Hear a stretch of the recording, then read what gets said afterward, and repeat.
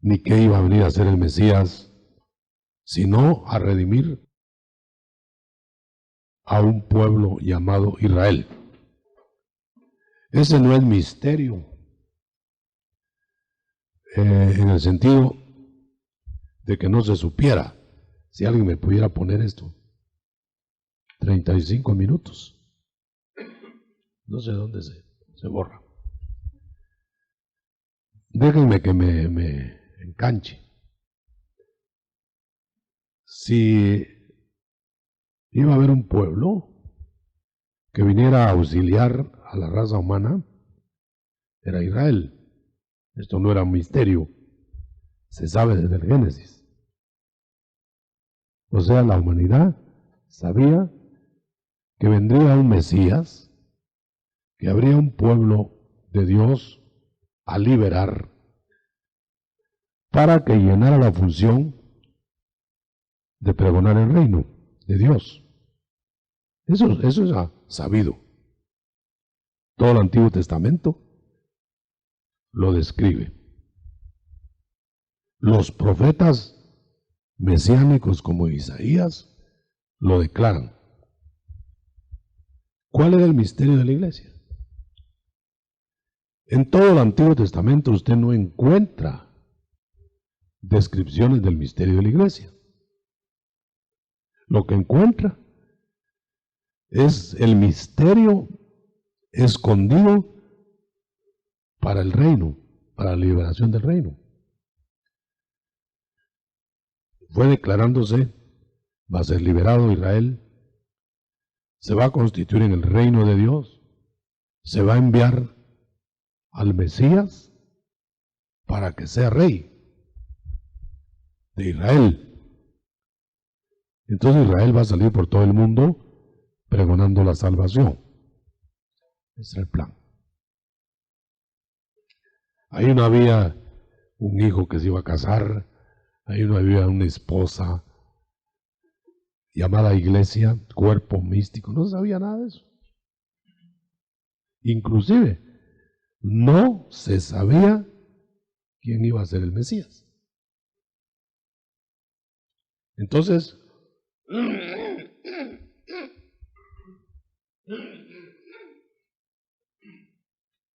lo que nos ocupa es el misterio de la iglesia. ¿Cuándo se empezó a saber del misterio de la iglesia? ¿Cuál fue el primer aviso? El misterio de Cristo y la iglesia se lo dieron a Pablo. Por eso Pablo dijo, les voy a declarar un misterio. Les voy a decir que lo interesante es que la defección de Israel provocó el nuevo pueblo, pero eso ya estaba en el propósito de Dios. Porque Dios ya sabía que Israel iba a fallar. No lo declaró. ¿Sería que Dios vio el fallo primero de Israel? ¿O esperó que Israel fallara? No, no necesitaba la presencia. Él sabía que Israel iba a ser el pueblo desechado porque no recibieron al rey ni el reino, y que iba a haber un llamamiento a otro pueblo. Ese es el misterio. Ahora, si todo el Antiguo Testamento cayó que iba a haber una iglesia, por eso se extrañó Jonás de ir a predicar a los paganos. Por eso se extrañaron los profetas del Antiguo Testamento. ¿Por qué había glorias mayores para el futuro que no tenía Israel? Entonces, como no le declararon abiertamente ese misterio, entonces vámonos hasta Pablo. Este misterio, dice Pablo, estuvo oculto en los tiempos pasados hasta que me fue declarado, hasta que el Espíritu Santo declaró por medio de los apóstoles, Nuevo Testamento, el nuevo pueblo que tomaría el lugar de Israel. Veamos entonces ahora las características del nuevo pueblo, porque ya eso es historia. Las características del nuevo pueblo era que no tendría nacionalidad específica. No se tomaría en cuenta entonces la raza, el color, el lugar.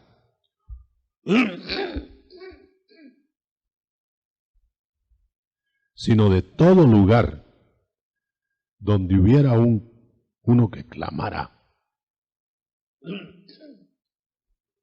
Ahí llegaría la salvación.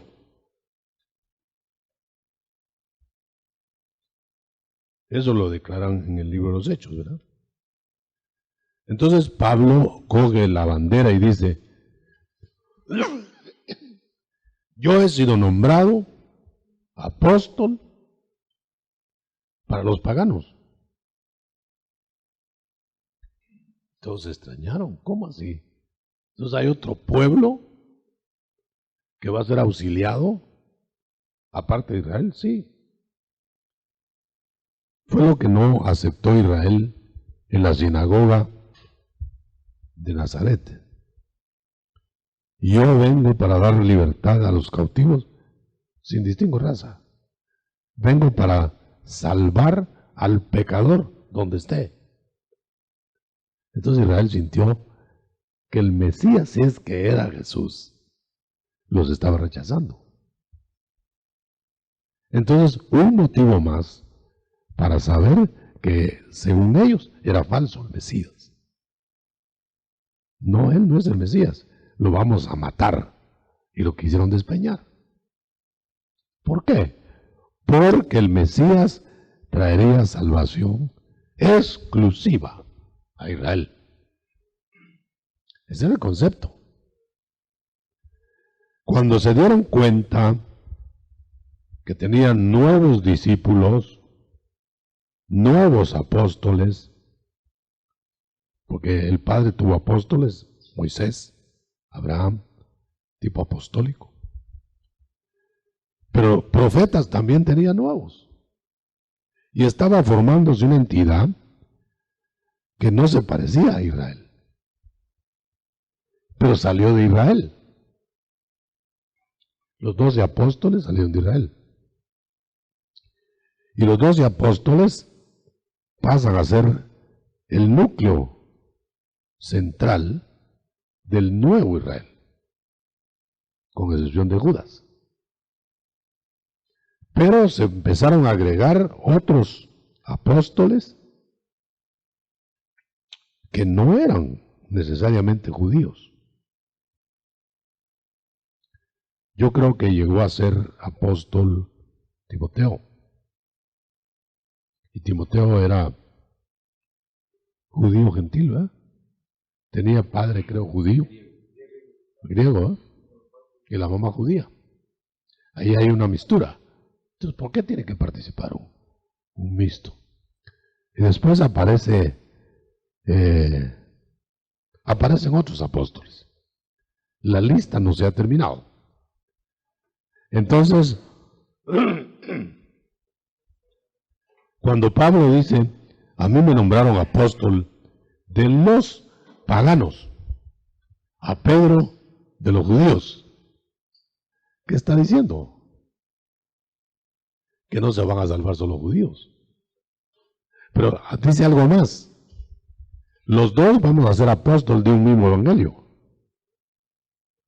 No hay un evangelio judío y otro gentil. Entonces se unen los dos y Pedro se rinde ante Pablo y reconocen que aunque van a trabajar en culturas diferentes, hay una sola iglesia nueva y un solo evangelio. Los otros apóstoles se sumaron dándole la diestra a Pablo.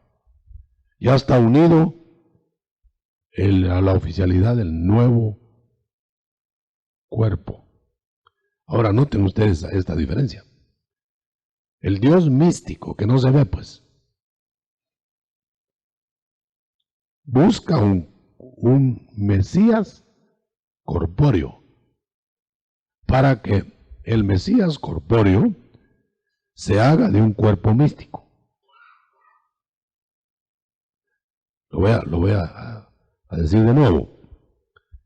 El Dios invisible busca un visible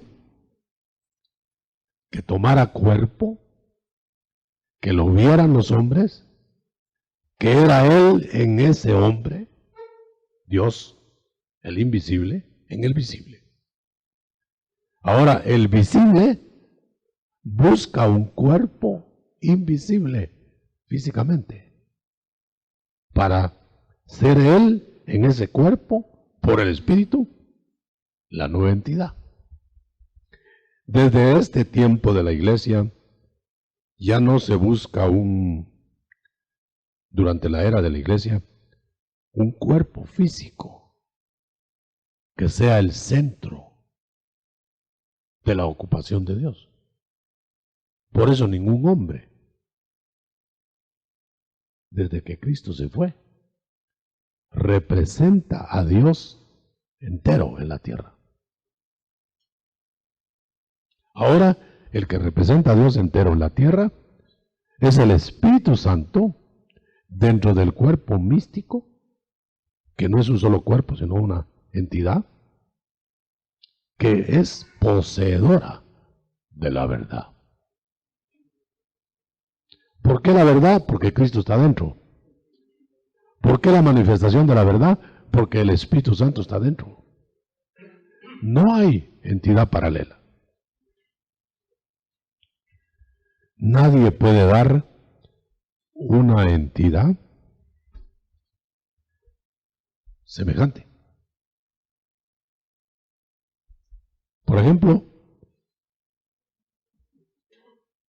el Antiguo Testamento no tiene. El Nuevo Testamento no tiene nada paralelo. El reino eterno tampoco. Es decir, no va a haber una entidad universal que se llame esposa de Cristo, sino un sector dentro de la personalidad universal que va a ser la esposa del Hijo. Los demás serán parte de la naturaleza divina en el reino eterno. Ojalá que me esté explicando, hermano. Ahora bien, las 13 épocas que habría de vivir la iglesia como nueva entidad son: primero, alrededor del Salvador palpable, corporal. Esa época se llama la época de la encarnación. Vamos a explicarla. Cristo nace, Cristo se presenta como el Salvador, Jesús. Entonces ya ahí está el núcleo. Por eso la iglesia que se enamora de ese Cristo, que lo ama, que le va a ser su esposa mística, lo va a ver primero para luego representarlo. Por eso durante ese periodo Jesús entrena a la gente que le va a servir en el cuerpo místico. ¿Qué es lo que iba a hacer esa gente? Reproducir lo que Cristo estaba haciendo en la tierra sin ser la iglesia todavía. Por eso usted ve que la comisión que le da a los 12, la comisión que le da a los apóstoles del Cordero es ir a Israel, no al mundo. Entonces los apóstoles del Cordero, sin embargo, aunque no van a ir al mundo, reproducen el ministerio del cuerpo físico. de Cristo. En toda la extensión. Lo que hacía el Hijo, hacían ellos. Lo que hacía ese Mesías, lo hacían ellos. Porque Él les enseñó, los entrenó, etc. Ahora, esto no era la misión universal. Esa era la misión nacional todavía. Ustedes van a ir a conquistar el mundo, ustedes van a ir a pregonar el reino, el evangelio del reino, ustedes van a ser la cabeza de pueblos. Ustedes saben todo el plan de Israel. No se cumplió. Porque Israel se negó como nación a reconocer al Mesías. Jesús rechazado hace que Israel sea rechazado. Ahora bien, de igual que los que llamó Jesús a su ministerio, había gente en Israel que sí iba a reconocer al Mesías. Por eso los traslada a esos apóstoles, con la excepción de Judas, los traslada a la nueva entidad. Pero no los traslada por judíos, los traslada por salvos y los pone como núcleo de la nueva iglesia. Acuérdense que el apostolado de la iglesia fue judío primero, totalmente. Ahora, por eso había que integrar a los apóstoles a la iglesia. Ahora, ¿qué eran los apóstoles del Cordero? Cuando Cristo ascendió, eran apóstoles de la iglesia, con las características que le iba a dar el Señor para que fueran de la iglesia.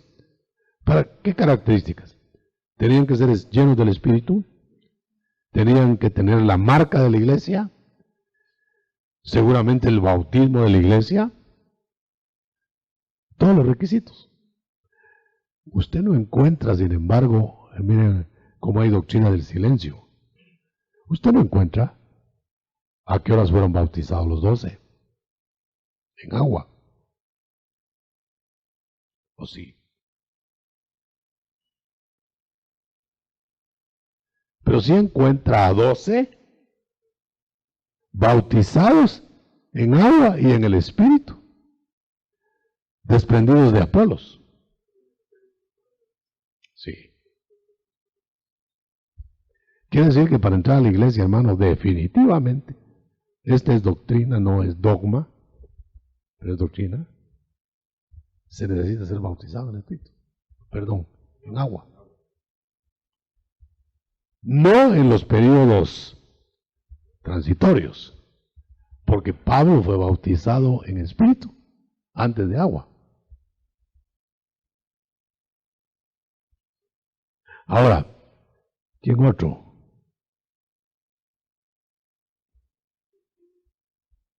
Cornelio fue bautizado en Espíritu antes de agua.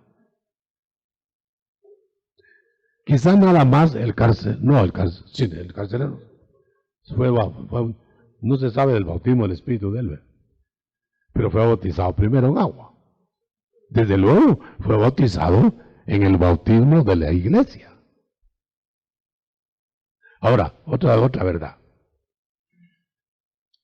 No será nada más para demostrar que el bautismo es una marca de la iglesia, pero no indispensable previamente para ser iglesia, el bautismo de agua. Tal vez para demostrar que el bautismo de agua no salva, sino que es una marca de los salvos. Yo digo que eso es. Tal vez tenía otra idea. Puesto que se puede ser salvo sin bautismo, porque el Espíritu Santo no penetra en nadie que no sea salvo. Sí, pero no se sabe si fue bautizado en el Espíritu. Pero digamos, los que siendo bautizados en el Espíritu, Es que tenemos que partir de que la iglesia, nueva entidad, no puede ser iglesia sin llenura del Espíritu. Lo que estamos tratando de mostrar es que la iglesia es la única entidad llena del Espíritu para ser esposa del Hijo.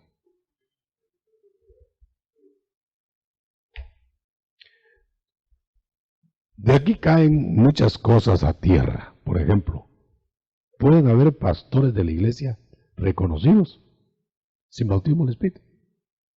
No.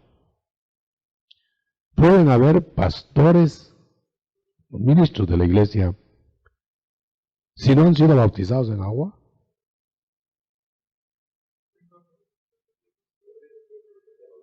No, pero es que estamos tomando en cuenta periodo transitorio.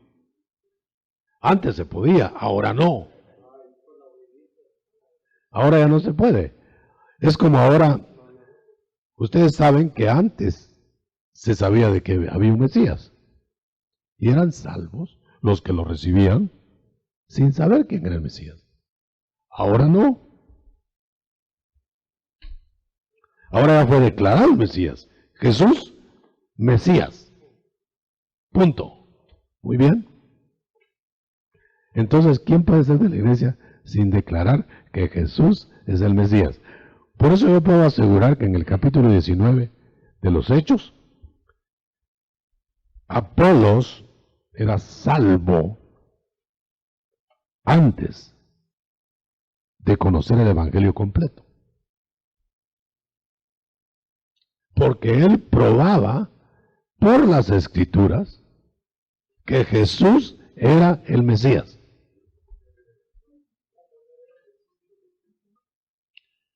Quiere decir que a Jesús se le ve en el Espíritu para poder ser salvo. Quiere decir que la revelación que pende sobre toda la raza humana es necesaria para ser salvo. Ahora, mi pregunta sería, ¿por qué un Apolos averigua que Jesús es el Mesías y el resto de los judíos lo negaban y se oponían? Porque no tenían revelación. Ahora, ¿por qué no tenían revelación? ¿Y por qué Apolos la tuvo? Pero ¿sería que el Espíritu Santo solo fue a tocar a Apolos y no tocó a los otros? ¿O sería que se los presentó a todos y Apolos lo recibió y los demás no? Esto es lo que yo me apunto. Esa es la situación en que estamos ahora, hermano. Quiere decir que el Espíritu Santo que anda revoloteando, buscando cuerpo místico para Cristo, ve tu actitud previa. Quiere decir que a uno los va a cegar por cerrar los ojos y a otros los va a ignorar y a otros los va a salvar. Yo diría que el que ignora el Espíritu se pierde. Al que ciegue puede hacer que abra los ojos como el viejo Israel, el remanente. Y a los que lo reciban, pues salvos. De una vez. Bueno, sigamos con la iglesia. Entonces la era de la iglesia primera fue introductoria, preparatoria, no como iglesia, sino como elementos que iban a ser de la iglesia.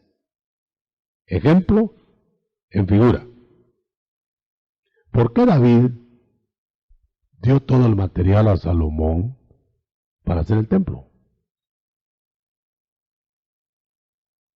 ¿Por qué todo estaba preparado para que Salomón solo lo armara? Porque la figura de David es del Salvador poniendo el material para el templo, la iglesia. El templo ahora es su cuerpo. Ahora noten un detalle. Estas son cosas nuevas, hermano. No son de leerlas. Si Cristo entregó todo el material al Espíritu Santo, quiere decir que ya estábamos nosotros incluidos.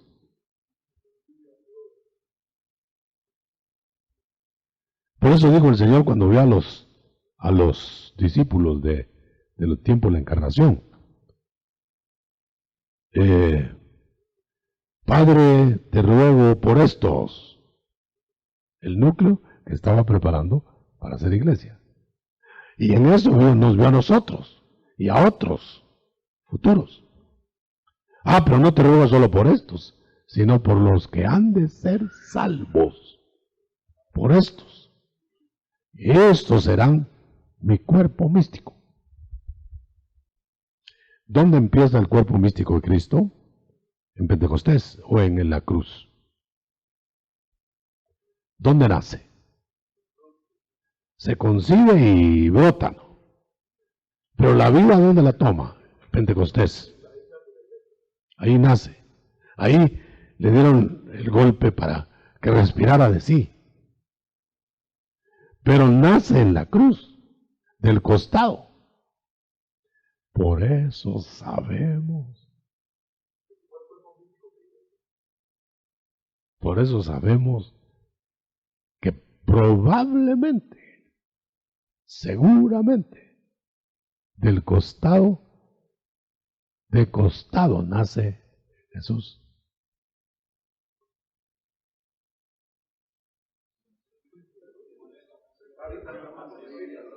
Ya sé que están pensando. Porque la figura es exacta. Del costado nace el Hijo. Del costado nace Eva, la iglesia, la esposa. Ahora, cuando nace del costado, los que saben de los partos y todo, sale el niño, yo le pregunto, ¿tiene vida? Pero no respira, por la vía no natural. ¡Pau! Cortado el cordón, ¡pau! Ahí está la vida actuante. Pero la vida nos empezó ahí.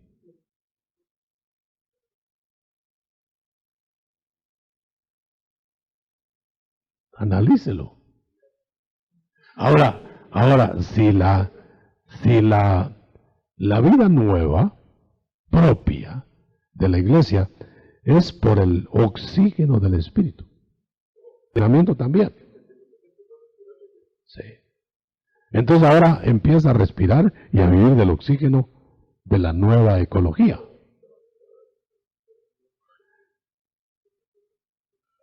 Pero noten ustedes una cosa, la época primera sería ya parte del cuerpo, sí, cómo no, aunque no está explicado. Pero la historia de la iglesia operante, militante, activa en el espíritu, empieza en Pentecostés. ¿Cuánto dura? Va a manifestar ese cuerpo nuevo, la vida del cuerpo físico. Solo que ahora lo va a hacer por el Espíritu. Antes lo hacía. Lo voy a explicar. Los apóstoles no actuaron en el poder del Espíritu, dimanado de ellos, sino se proyectaba en ellos. Hará cosas mayores porque ya no se proyectará la unción, sino caerá la unción sobre la iglesia. Entonces la iglesia declarará en acción a Cristo. Declarará en acción a Cristo, pero en el poder del Espíritu mismo. Bueno, entonces aquí sacamos otra tremenda verdad. Tremenda verdad. ¿Ustedes creen que se podrá actuar ahora como iglesia sin la plenitud del Espíritu?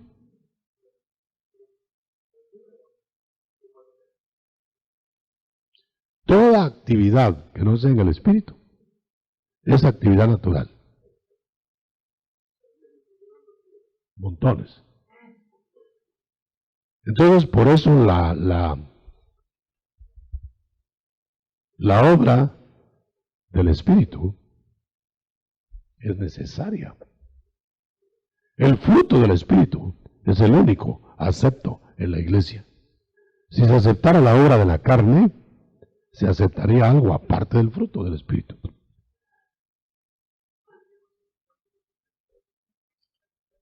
Son más los carnales, ¿no? ¿Cuándo va a terminar esa fase? Esa primera fase de la iglesia en el espíritu, cuando sea arrebatada.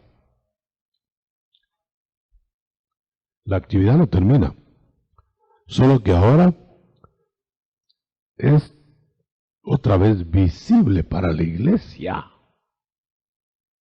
el Mesías encarnado, cuando entre en la era mesiánica. La era mesiánica se diferencia de la era del espíritu, no era, sino la manifestación.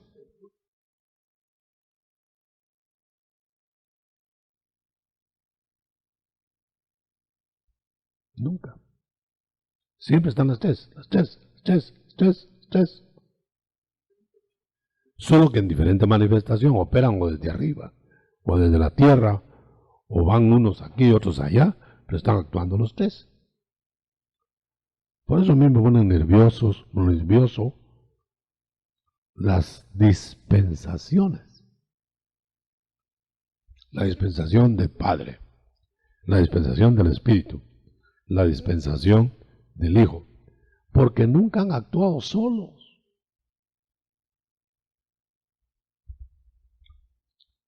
Por ejemplo, el énfasis se hace en una de las tres.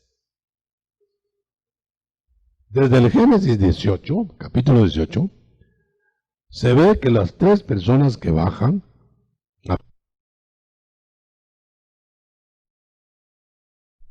representan la Trinidad. Y aunque dos actúan en Sodoma, en la tierra, la otra actúa desde arriba. Por eso a mí me molesta, me conturba cuando me preguntan, y cuando se vaya el Espíritu Santo en la tribulación, ¿quién va a redarguir a la gente si ya se fue el Espíritu Santo? El Espíritu Santo siempre está en todas partes, es Dios. No se va. Por eso no podemos determinar. Y estaba leyendo un trabajo que se hizo, después lo vamos a comentar, muy bueno, de no aislar a cada una de las personas como que fueran tres dioses actuantes. Usted no me va a dar un solo minuto de la Biblia en donde no hayan estado actuando los tres. Tomemos un minuto de la iglesia. El famoso viaje de Pablo a Asia. ¿Quiénes actuaron? Los tres. El énfasis se hace en el Espíritu, o en el Hijo, o en el Padre, según la manera de manifestarse. Pero ¿quién puede decir, no, ahora está ausente el Padre y está solo el Espíritu? ¿O quién puede decir, está ausente el Hijo, está solo? Si al Espíritu Santo el papel que tiene es hacer real al Hijo. Como cuando en el Antiguo Testamento hacía real al Padre.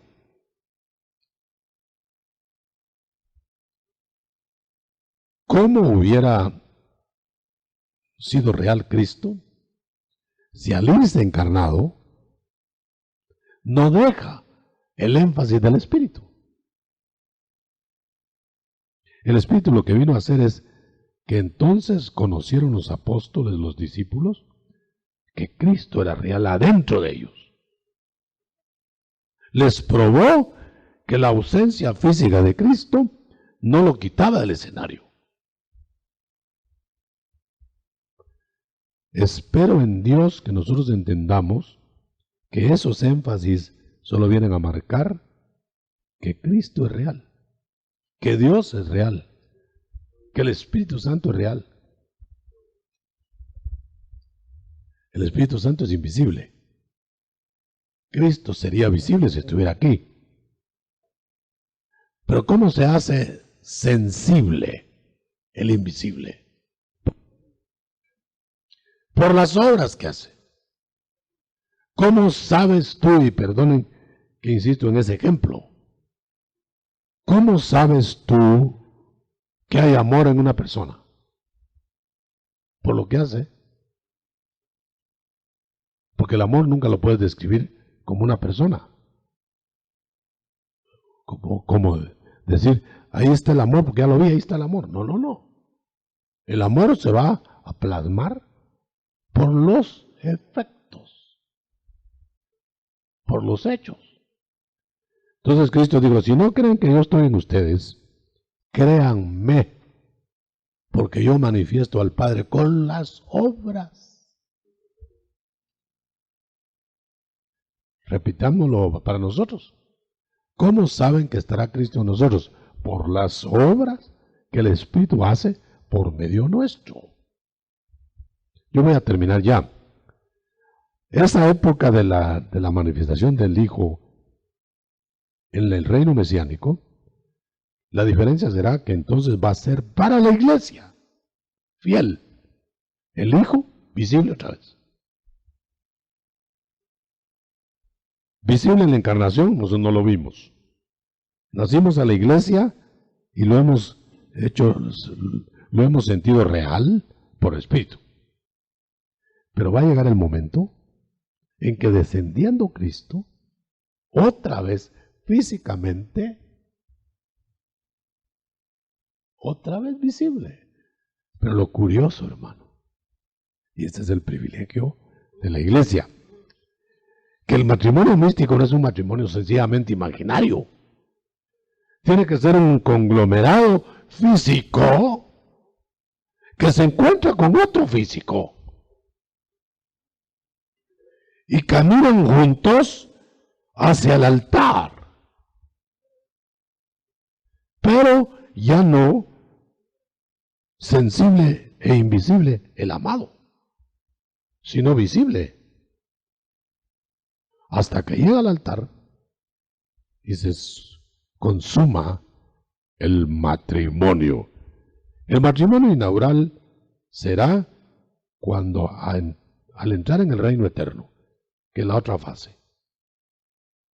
3 fases. La otra fase es, serán una sola carne.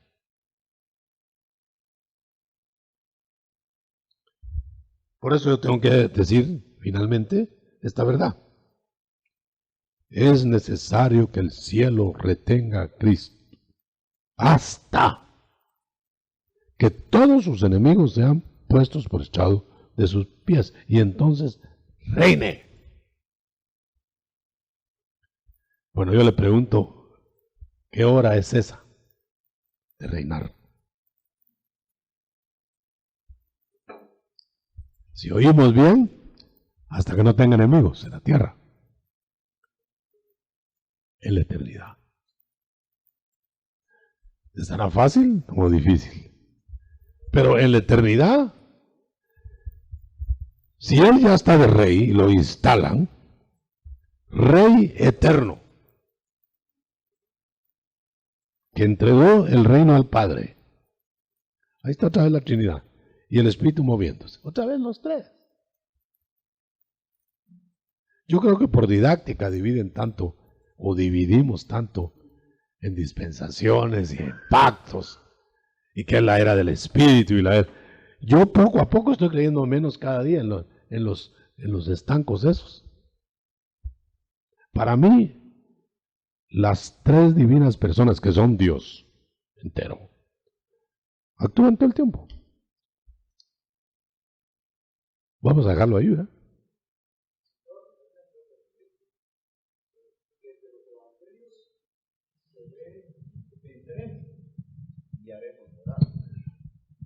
Veámoslo, que son tres épocas, ¿verdad? Vino el énfasis del Hijo en la encarnación. Estaba el énfasis del Padre en el Antiguo Testamento. Y viene el énfasis del Espíritu Santo en el Nuevo Testamento, iglesia. Y después, con lo que dijiste tú, vino el Hijo, vino el Espíritu Santo oficialmente a hacer la operación. Y vendrá el Padre. Énfasis otra vez, para tomar la corporación esta, iglesia, y ponerla dentro del Hijo, o en el Hijo. Entonces ya estarán cumpliéndose el vendremos y haremos morada con Él. Amén. Termina el Evangelio de Mateo con la bendición de los tres. Comienza Hechos con la bendición de los tres. El apóstol Pablo en todas las epístolas, al terminar, la bendición del Padre, del Señor y del Espíritu, en todas las epístolas. Y también Apocalipsis termina con la bendición trina. Entonces, ustedes saben que ese camino es necesario saberlo porque la doctrina solo Jesús hace que actúen solamente uno y todo lo demás es complemento. Eso no es así.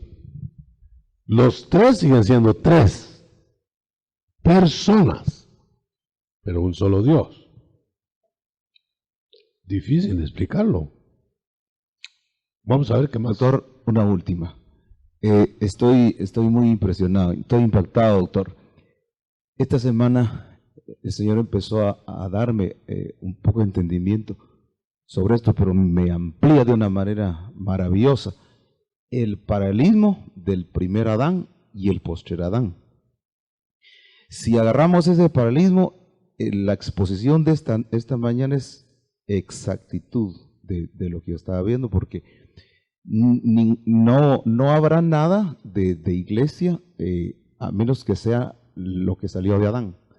Su naturaleza, su esencia, su forma, su semejanza, su imagen, todo lo que vemos en el nuevo tiene que encajar con lo de Adán, pero exactamente con lo que pasó con el postrer Adán, que todo lo que salió de él, nada de lo o sea, todo lo que sale de Cristo tiene que ser una perfecta Eva. De lo contrario no sería iglesia. Es una reproducción, ¿verdad? Gracias, doctor, por todo. Muy bien. Lo que tenemos que decir es que no vamos a borrar los pactos, pero sí a ese dispensacionalismo cuadrado que elimina los dos para que funcione solo uno. Eso no es bíblico. Disculpe, hermano, acerca de la invisibilidad del Espíritu Santo que usted hablaba hace un momento. Hay un texto que quisiera que me explicara en la palabra de Dios cuando dice, el mundo no lo conoce ni lo ve, en cambio vosotros sí. ¿Existirá la posibilidad de que el Espíritu Santo, como cuando en una plenitud de unción cayó en forma corpórea de paloma sobre Jesús, vaya a manifestarse sobre su cuerpo místico también en una forma corpórea? Basándome en el texto que dice, el mundo no lo conoce ni lo ve, en cambio vosotros sí. No dice que lo conocemos ni lo veamos, pero como que le diera la vuelta a la negativa del mundo. ¿Será posible? Tendríamos que admitir que los tres van a tener corporeidad. Me gustaría oír alguna otra opinión, porque yo no encuentro salida a eso, porque hubo cosas que sucedieron para manifestar el cuerpo físico que no son exactamente las que van a suceder, sino ya espiritualizadas en el cuerpo místico. Así que yo no me atrevería a asegurar que al espíritu lo vamos a ver con una forma. Eso sería el unitarismo. el unitarismo, hasta cierto punto la tradición cristiana la tiene como herejía. Que ni Dios va a ser uno solo disolviendo sus personalidades, ni las personalidades eliminan a las otras dos. Sino que Dios es Dios siempre, en todo, el mismo, con énfasis en cada misión. Dios es O absoluto. funciones. Dios es absoluto en Jesús, en el Padre y en el Espíritu. Pero cuando actúan las personas, son independientes en cuanto a esencia, pero no son absolutas. Pues si no sería otro Dios, nació otro Dios, 3 dioses.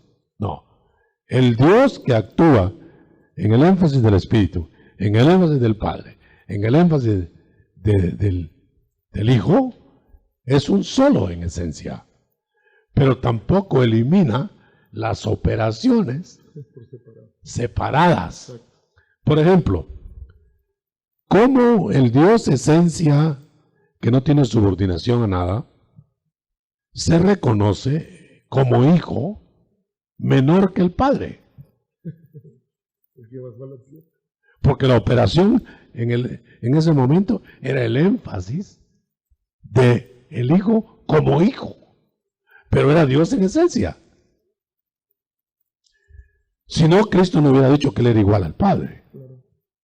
Igual cuando está en esencia, pero operante está sujeto, está derivado, está menor, etc. Por eso hay énfasis. El Espíritu Santo también ahora no se manifiesta para él, sino para darle gloria al Hijo. No solo gloria, para hacerlo real. Para que nosotros en la adoración sigamos las funciones de énfasis. Pero eso no quiere decir que no es adorable toda la esencia. Amén. Si se estuviera adorando fuera de la esencia a alguien o a algo, idolatría.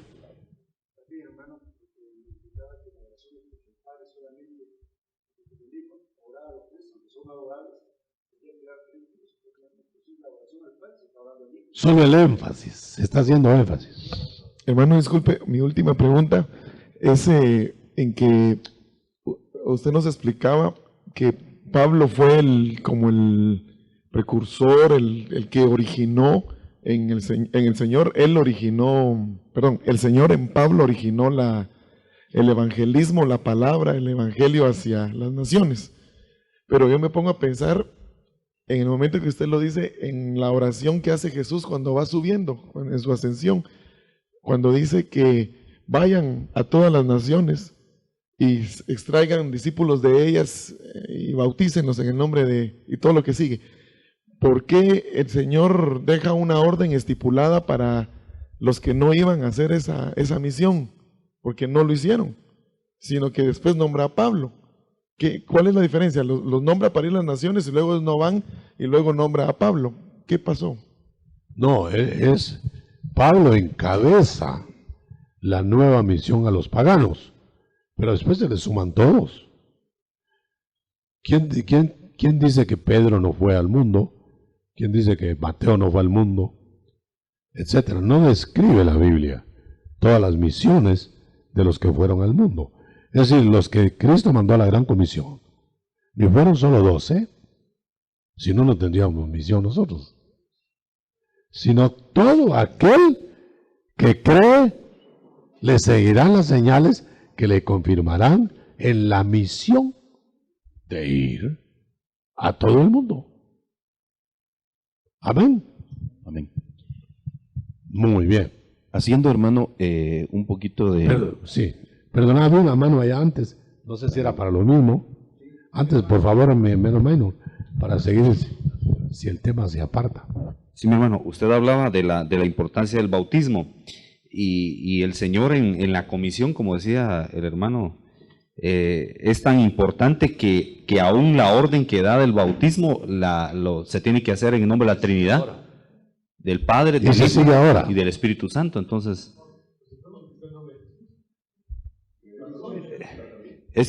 Es que yo entiendo ahí que es precisamente cuando dice la orden que dio Jesús, es la orden que dio Jesús, que tenía que ser en el nombre de la Trinidad.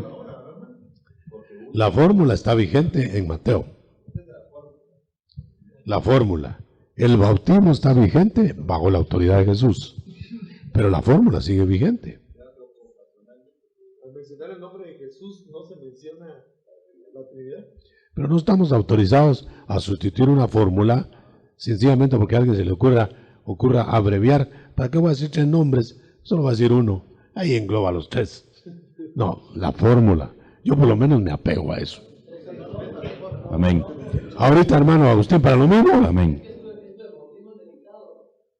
Perdino.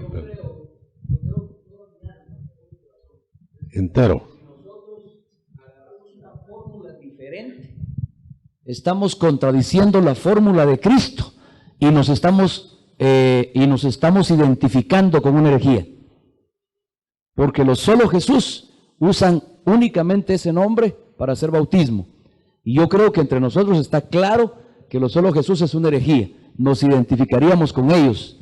Entonces la fórmula autorizada por la palabra y por el Señor es en el nombre del Padre, del Hijo y del Espíritu Santo. Yo lo creo así. Y otra cosa, hermano, para lo del bautismo, el descenso del Espíritu en forma corporal como de paloma, a mí se me ocurre esto, que el Señor es en el momento que es bautizado, es confirmado por el Padre, mandando el Espíritu Santo en forma corporal como de paloma y la voz del Padre del cielo. Creo que si eso se debiera de repetir, debió de haberse repetido el día de Pentecostés, que era el momento cuando la iglesia era una vez más mostrada al mundo como el cuerpo de Cristo, que iba a regir, digamos, todas las normas de la iglesia de ahí en adelante. Es una ocurrencia. Doctor, tal vez para ampliar esto, doctor. ¿En serio eso? Aquí estoy yo. En la Biblia de las casas, cuando se habla del bautismo en aguas, no. Sigue. En la Biblia de las casas dice, no dice bautizándolos en el nombre del Padre, del Hijo y del Espíritu Santo, sino dice bautizándolos para consagrarlos al Padre, al Hijo y al Espíritu Santo. Bueno, sigue esperando, hermano Maynor. En Hechos 19, cuando Pablo está en Éfeso, les pregunta si recibieron el Espíritu Santo cuando creyeron. Ellos contestan, ni siquiera hemos oído que hay Espíritu Santo.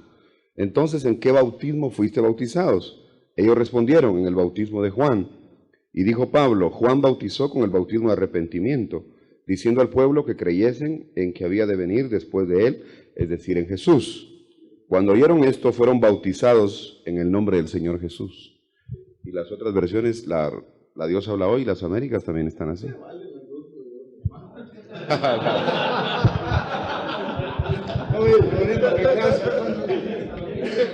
Para ponerlo fácil, ¿no? Es que quizás el problema, Steve, hermano, en que los solo Jesús le dan énfasis únicamente al Hijo y le quitan la gloria al Espíritu del Padre.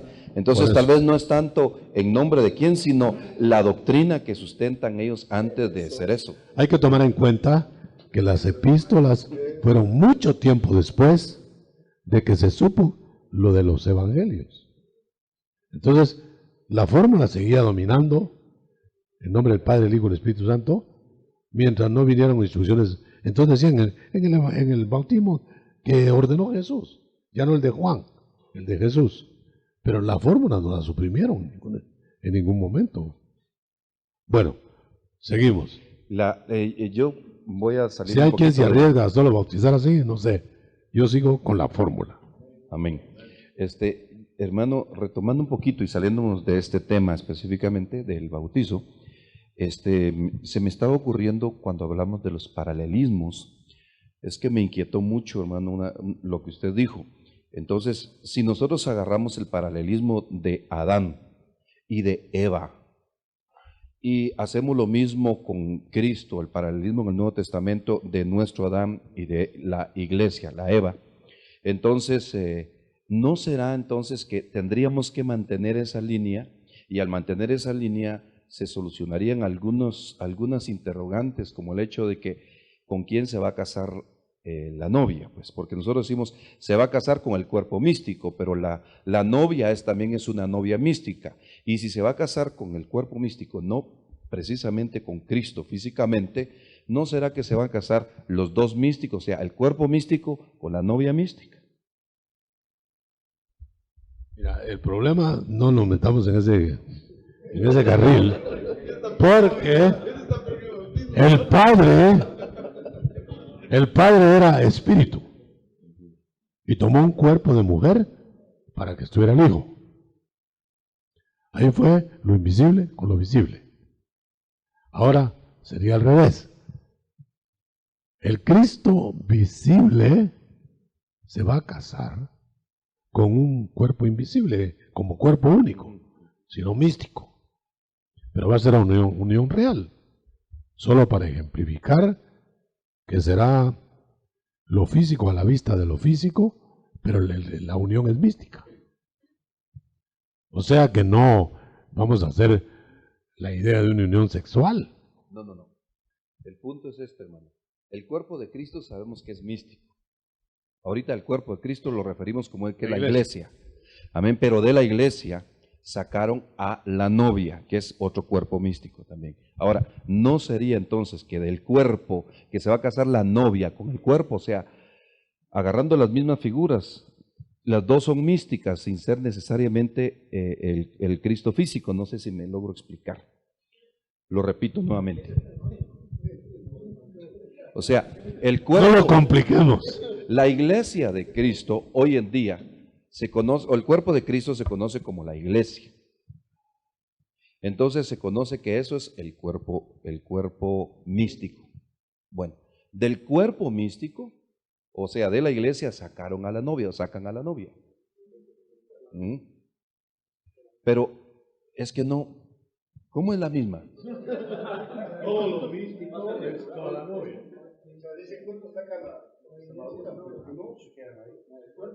No, pero ¿Será que la confusión es que no estamos notando diferencia entre cuerpo e iglesia? es Para que mí eso es el cuerpo punto. es diferente, ¿no? Sí, La iglesia. ese es el punto. Cuerpo es diferente que iglesia. Así es. Perdón, por ejemplo, el cuerpo lo conforman algunos de los ministerios. Y ahora la novia. Y los ministerios no precisamente son la novia que se va a casar. Por ejemplo, cuando dijeron de Juan que él era el amigo, están hablando de un cuerpo, del cuerpo místico, pero que no era novia. Es diferencia, iglesia y cuerpo. No, ya entendí. La iglesia como esposa. Toda la iglesia como esposa se casa. La que no se casó ya no es esposa. Pero acuérdense que va el paso de novia a esposa. La que no se casó sigue siendo cuerpo místico. Pasa a ser del reino. Perdón, hermano. Mire, ¿sabe qué pienso yo? Yo pienso que sí. Porque, ¿sabe por qué? Sí, yo pienso que sí. Es ilógico pensar que alguien que solo porque no se case deje de ser del cuerpo. Entonces los de la gran tribulación ya no son del cuerpo de Cristo. Yo creo que sí son del cuerpo, pero ya no son para esposa. Cuerpo del Padre en ese caso. ¿Por qué, hermano? Del reino. ¿Sabe por qué? ¿Sabe por qué?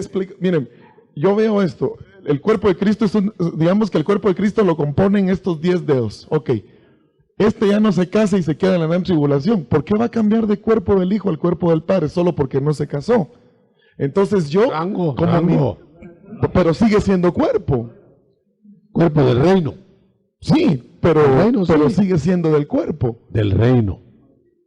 No del cuerpo casándose. Y entonces los ministros, ¿de qué cuerpo somos? Eso es otra entidad que va a regalar al Hijo. Los ministros no somos cuerpo de Cristo. Yo diría que somos la oficialidad del cuerpo. Regalos al cuerpo.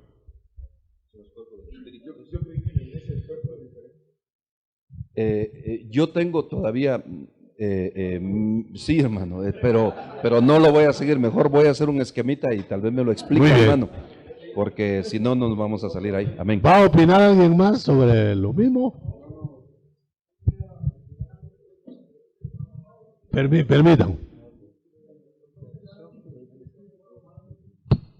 No, pero ya se nos está agotando el tiempo. Hermano apóstol, ¿No será, mi hermano, que a lo que se refiere el hermano Minor es en la figura, así como de Adán sacaron a Eva, también del cuerpo místico de Cristo han de sacar a la iglesia? No sé si esta es la interpretación que el hermano Minor le quiere dar a esto, porque lo que decía Alex, pues yo creo que los ministros son una entidad diferente, pero lo que Minor está diciendo, hermano, entiendo yo, es que así como de Adán sacaron a Eva de su costado, también del cuerpo místico, que es Cristo, Cristo es la cabeza de ese cuerpo místico, habrán de sacar a la iglesia también, a la novia. Pero lo que sale de Adán no es todo lo que es cuerpo de Dios para Dios. El reino va a ser como el Adán entero, pero de la costilla, del costado, sale la esposa del hijo, ¿verdad? O sea que, no.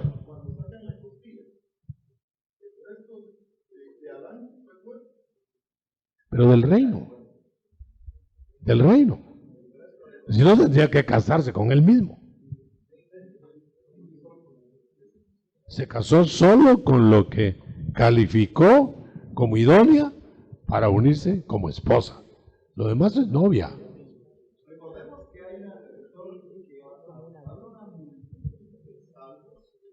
Distintos rangos. Como las concubinas, las reinas. Parece que quiere hablar. ¿Quién más? Hermana Sarita. ¿Quién más? Bueno, hermano Otto, oigamos un poquito.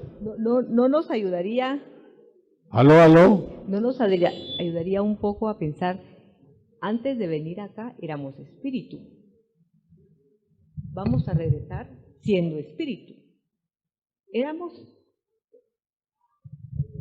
preexistenciales, éramos espíritu, venimos acá a un plan, pero ya como humanos, las figuras, el Señor nos las tiene que explicar dentro de nuestro concepto humano como figura. Para volvernos... No con exactitud. Acuérdense que es figura, ¿no? Es sí. Entonces, pero después réplica, ¿va? Éramos espíritu y volvemos a ser espíritu otra vez. O sea, en el plan de redención, por eso tal vez la Trinidad siempre va a estar junta, porque estaba junta antes. Siempre ha sido siempre ha sido. ¿no? Aquí se nos fue presentando, dependiendo en la época del plan de redención en que cada quien fue reconociéndolo a él o que nosotros decidimos anticipadamente en cuándo íbamos a nacer. Pero que eso es solo para conceptos humanos, para él volvernos a integrar de nuevo otra vez al reino espiritual.